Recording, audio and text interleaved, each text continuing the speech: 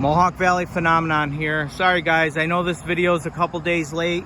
We had a power outage, bad storms came through, and unfortunately we lost our power for a couple days. We're here on location with my girlfriend. She's gonna recount her encounter with herself and my daughter, exactly what happened here. So as I was driving on 5S leaving Canajoharie going towards Breakers, on my left hand side there is a pull off where cars can park, and at that time there was a cop car parked there. When I got up a little closer to the cop car, I could see an officer sitting in the driver's seat. He was leaning on the steering wheel looking out the front windshield. It looked like he was watching something or waiting for something. When I look back over to the road, I see something black running up in front of us. When looking in front of me, the road becomes split, and in the middle of that, there is a big triangle patch of grass. So I thought, since I seen the cop car and something moving quite fast in the grassy area, and it was black, and cops are usually dressed all in black, I thought maybe a cop was chasing someone or something. I told my daughter to look up. And as I continued on to 5S, I realized it definitely was moving faster than the black thing that we had seen in the grassy triangle area. Now from that grassy area, it goes into an exit road, and then across that, it turns into a wooded area. The triangle of grass and the exit road and the woods are all on my left-hand side as I'm driving towards Breakers. The black entity I seen disappeared into that wooded area that fast. Okay, as we jump around into these different spots, you're gonna see, we're in different spots every time. I'm editing this video as we go. So Jessica's gonna pick it up here and she'll continue her story. When I looked back over to the road very quickly, a second later, the car in front of me hit its brakes. As I am slowing down because of the car in front of me, I see that black road from left to right. And when I came up onto it, the black entity literally was just standing there on the corner of Old Breakers Road that is connected to 5S. At that time, it was just standing there staring at us. When my daughter and I got up to the black entity and could see it better, what I can explain is that the black thing was so black that I can't even explain how black it was. Its arms were very long and past its knees, and you could even see its hands and fingers that were very, very long, about 2 times the size of an adult hand.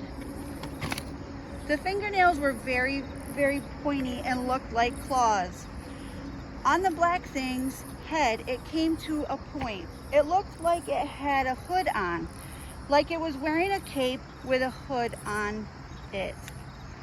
It stood very tall and upright on 2 legs, long arms, with its long arms hanging below its knees. The arms were like swaying a little bit. Say that again. The arms were like swaying a little bit. Just say it over again right now. The arms were like swaying a little bit, nothing too crazy. There was nothing in its hands. They were just hanging by its side. After I drove by, I looked in my rearview mirror and seen it leave the corner and cross Old Breakers Road and go up into the woods that has a bike trail next to it. At the time of the sighting, the trees didn't have all their leaves on them. For how I felt, I can definitely say it didn't scare me. It made me feel at ease, just like all of my other encounters I have had. On the other hand, my daughter, that has seen some of the other things I have, they scare her tremendously, unlike how it has made me feel. The only way I feel like I can explain it is like it would pull me in kind of like a spell or something. Lure me in, and also something like maybe being hypnotized. At this time, it has never once scared me. I just felt so comfortable being there. in that area and also seeing what I was seeing.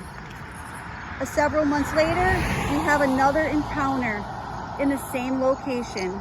That will be another story in the future. Okay, Mohawk Valley fans, Mohawk Valley Phenomenon fans. So basically Jessica just, we tried to shoot this raw with her and she kept forgetting a lot of things. So she wrote it all down. It took a little longer than we thought it would, but we wanted to get it right for you guys. It's important to us to get the story right and just the way it happened. And there were other people and other vehicles that witnessed this. And it's very important that if anyone sees this video and you were those other vehicles, I told you guys we'd leave some things out. We know what these vehicles were. We know what color they were. You know, 10 years from now, I'll keep this email. Someone, I hope, can come across this video at some point and get back to us. Not only that, I want to preface something. I met somebody at Stewart's up here in Palatine Bridge, and he's an old friend from school. We got talking. We haven't seen each other for 10-15 years or more, and we got talking, and I was telling him about this encounter down here, right here. This all happened right here, and I was telling him about this story. As I'm telling it, I see him have this weird look on his face. And he's like, oh my goodness, you don't have any clue. He says, I didn't believe my brother. He says, I didn't believe him.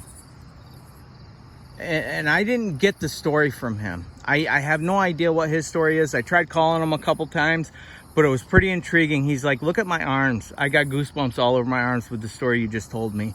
There's something very important that we saw here. I don't know. It might be a totally different area. It might be a totally different spot.